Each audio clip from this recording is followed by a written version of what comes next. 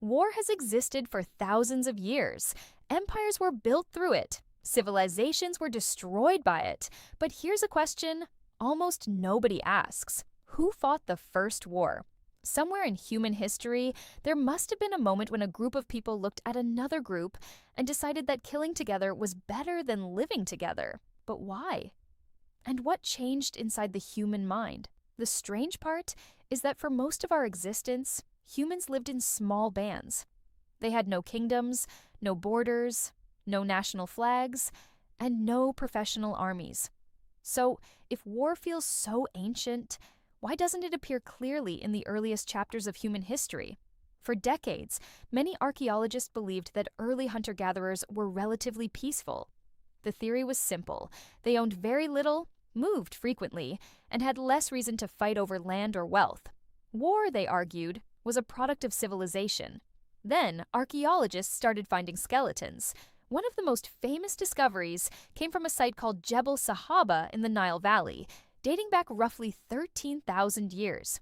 Dozens of skeletons were buried there, and many had stone projectile points embedded in their bones. Some individuals showed signs of multiple violent injuries, suggesting repeated episodes of conflict.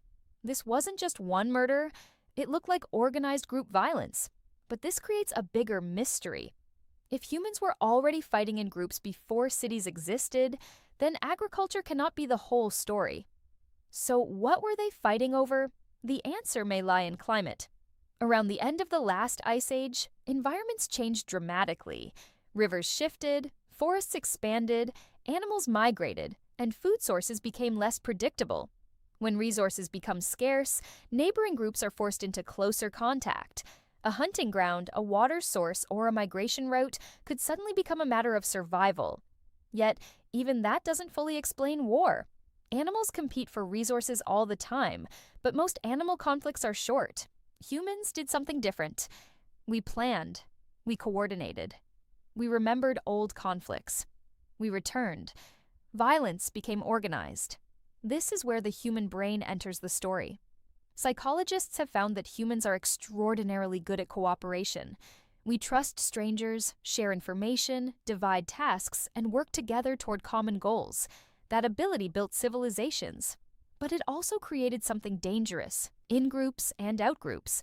Once people began identifying strongly with their own group, outsiders could be seen as competitors, threats, or enemies.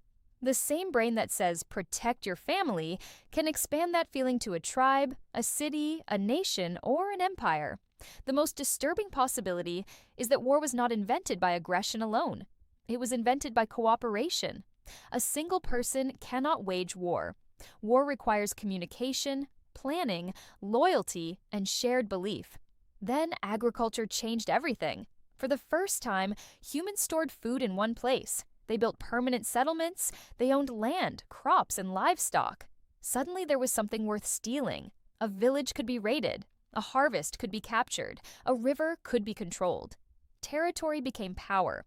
Archaeological evidence from early farming communities shows fortifications, defensive walls, weapons, and signs of large-scale conflict. As populations grew, conflicts became larger. Leaders emerged, armies formed, and war became an institution. But perhaps the biggest invention was not the spear, it was the story. Every civilization developed narratives that justified war: religion, honor, revenge, security, destiny. These stories allowed ordinary people to risk their lives for people they had never met. Humans became the only species capable of organizing thousands of individuals around an abstract idea. That changed history. Bronze weapons replaced stone. Iron replaced bronze. Chariots became cavalry. Small raids became conquests. Eventually, wars were fought not just for survival, but for ideology, expansion, and control. Yet there is one fact that makes this story even more unsettling. The same species that painted cave walls, invented music, cared for children, and built temples also invented organized war. The abilities that make us human, language, imagination, cooperation, and shared identity, are the same abilities that make large-scale war possible. So the question isn't whether humans are naturally peaceful or naturally violent. The question is why our greatest strength can become our greatest danger. Maybe war was never a separate invention. Maybe it was the shadow cast by civilization itself. And if that's true, then the future of war depends on whether humanity can learn to cooperate on a larger scale than it has ever cooperated before. If you enjoyed this video, don't forget to like and subscribe to 5 Minutes Explained for more videos like this.